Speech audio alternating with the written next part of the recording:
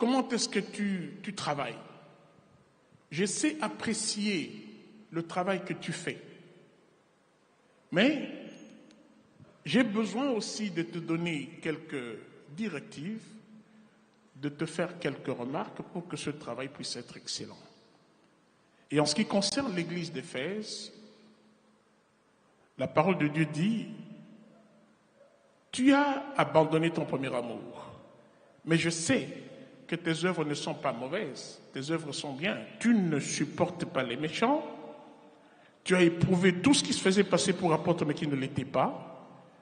Tu es une église persévérante, capable de souffrir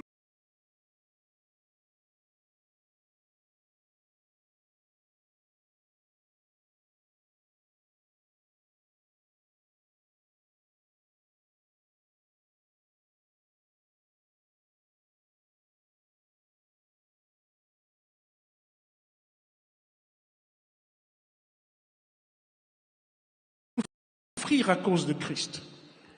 Une église qui ne se lasse pas de Christ.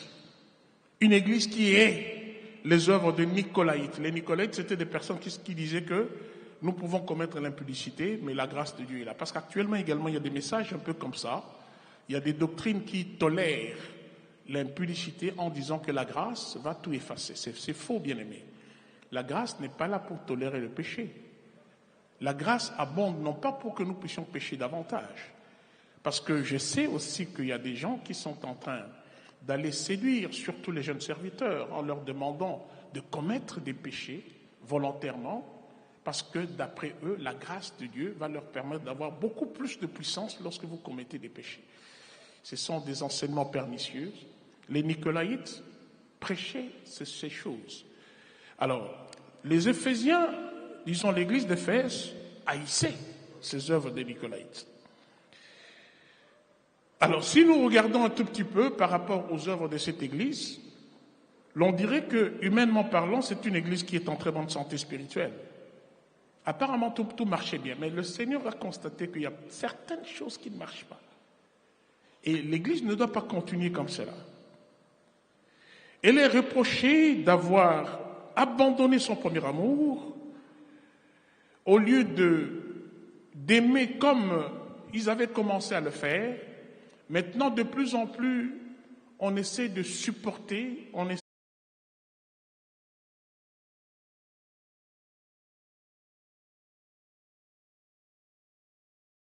de tolérer, mais il n'y a pas le cœur. Le cœur n'y est pas d'une manière profonde et sincère, spontanée.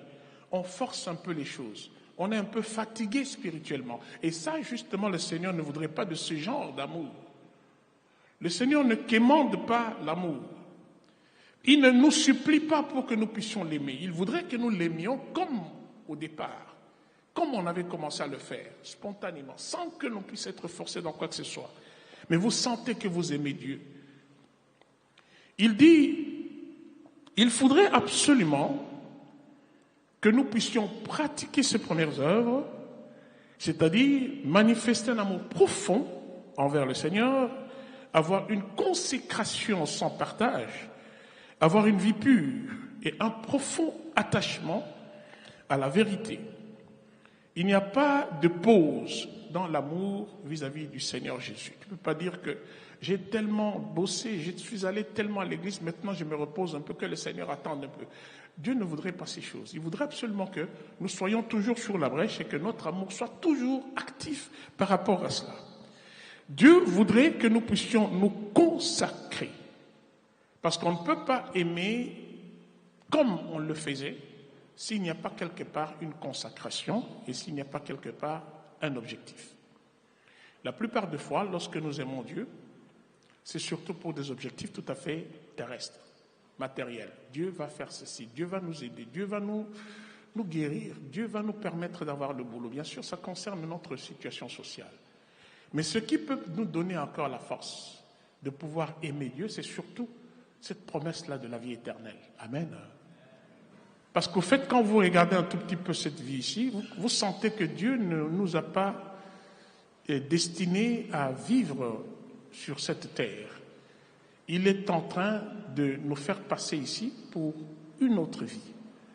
Et il nous montre que ce qui est beaucoup plus important, c'est pas tout ce que vous pouvez avoir ici sur cette terre, mais tout ce qui vous est réservé de l'autre côté. C'est comme ça que, lorsque nous avions reçu le Seigneur, lorsque le réveil était ici, c'est à cela que nous pensions. Nous croyions que le Seigneur va revenir dans quelques années. Nous nous comportions comme si l'enlèvement devait avoir lieu dans très peu de temps. Et vous savez qu'il y avait même des gens qui déchiraient leur diplôme parce qu'ils se disaient à quoi bon de pouvoir rester, parce que le Seigneur de toutes les façons viendra. On lui disait, frère, mais écoutez, jusqu'à déchirer le diplôme, il dit oui, moi je suis sûr, Dieu m'a montré. Bien sûr, c'était un zèle. Mais voilà, on était dans cette mouvance-là, le Seigneur viendra, nous serons enlevés. Alors, nous devons faire tout pour que nous puissions prendre part à cet enlèvement. Et nos prédications ne manquaient pas de signaler les choses comme ça.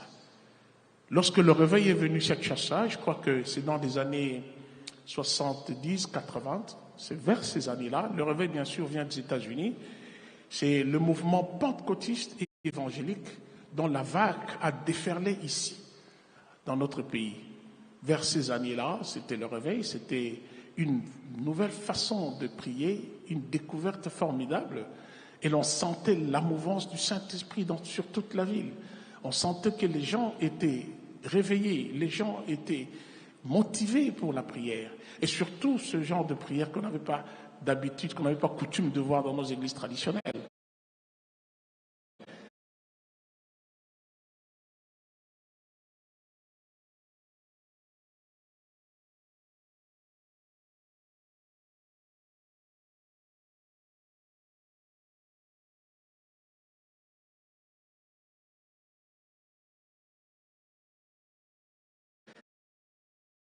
Il y avait cette spontanéité-là, nous étions très heureux et nous ne nous occupions pas de chercher à avoir ceci ou cela. Nous ne croyions pas que quand on va prier le Seigneur, c'est pour recevoir quelque chose.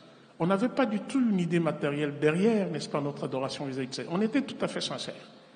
On était zélés. Parce que je me souviens, par exemple, qu'il y avait des campagnes qui se passaient au pont Kassavobo, mais on allait à pied. Des fois, au retour, nous n'avions pas de transport. On marchait à pied jusque chez nous. Et on chantait en cours de route. C'était vraiment formidable. Personne ne poussait personne à faire quoi que ce soit. On le faisait spontanément. Alléluia. Je ne sais pas si aujourd'hui on peut encore faire de telles choses. Mais c'était tellement bien. Vraiment, on s'aimait. C'était pas une église c'était pas moi, je suis de Bethel. Mais on était vraiment dans le corps de Christ.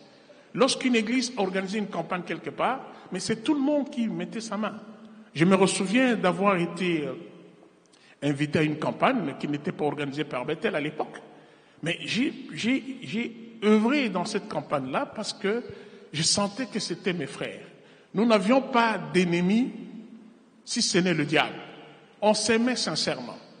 Alors, c'est lorsque nous avions cet esprit-là de se dire, de toutes les façons, nous sommes sur cette terre, mais un jour, nous allons laisser cette terre, nous irons quelque part. Alors quand on a cet esprit-là, on se consacre davantage, non pas par rapport à quelques résultats que nous pourrons obtenir sur cette terre, mais par rapport à la rémunération, à la récompense qui nous est réservée dans les ciels. Ça aussi, c'est une motivation qui nous pousse à pouvoir demeurer dans le premier amour.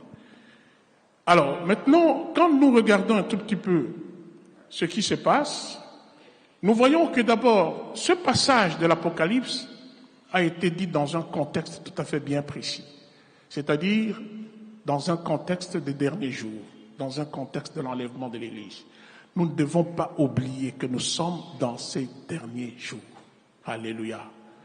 Si tu as des projets, il faudra tenir compte aussi du temps, de l'époque dans laquelle nous nous trouvons, les derniers jours.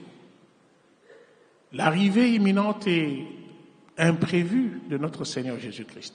Je me souviens qu'à l'époque-là, nous étions tellement en attente de l'enlèvement qu'un jour, en ce qui me concerne, je me suis réveillé, je n'avais pas vu mon épouse, et je l'ai cherchée, je ne l'ai pas vue. Je me suis dit,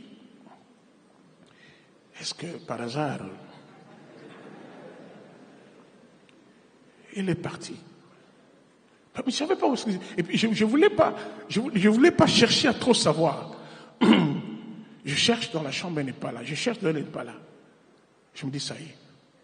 Alors quand j'ai pensé à tout ce qui va arriver après la tribulation, je me dis, je suis resté vraiment. Alléluia. J'avais peur.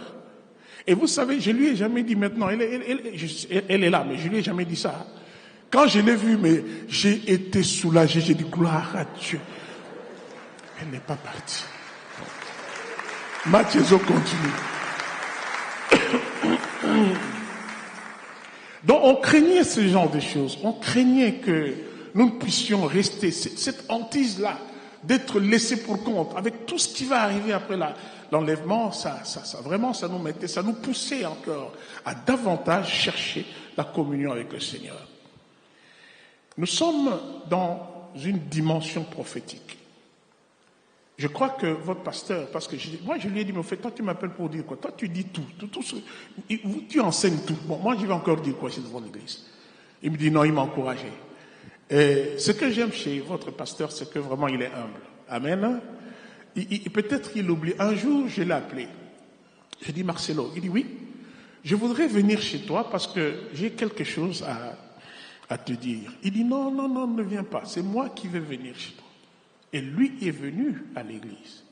Je lui ai posé la question, Marcelo, regarde un tout petit peu, nous sommes de la première génération. Voilà l'église, comment est-ce qu'elle est en train de se comporter? Est-ce que nous avons commis l'erreur ou quoi? Qu'est-ce que nous avons fait pour que l'église puisse ressembler à ce qu'elle est? Nous, on n'a pas une église comme ça. Mais comment est-ce que ce que nous sommes en train de voir sur le marché, je ne comprends absolument rien. Alors il a commencé à m'expliquer, il m'a expliqué. J'ai dit, est-ce que c'est notre faute? On n'a pas bien passé le relais, on n'a pas bien passé le bâton de commandement? Il dira non, il y a des écoles, mais maintenant nous sommes dans une période tout à fait critique. C'est vrai que nous sommes dans une période critique. Alléluia.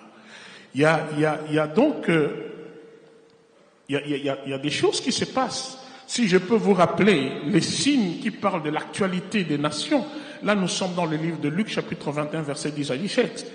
Les guerres, les bruits de guerre. Les guerres, bruits de guerre, mais c'est médiatisé. La Bible disait qu'il y a le monde entier sait qu'il y a une guerre. Donc c'était en prévision de cette période ici de l'Internet qui médiatise, qui actualise tous les événements sur cette terre. La peste, il y aura des pestes. C'est ce que Luc disait.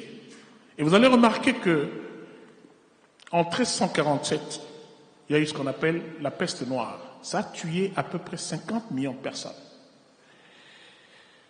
En 1918, il y a eu ce qu'on appelle la peste espagnole. Ça a tué 60 millions de personnes.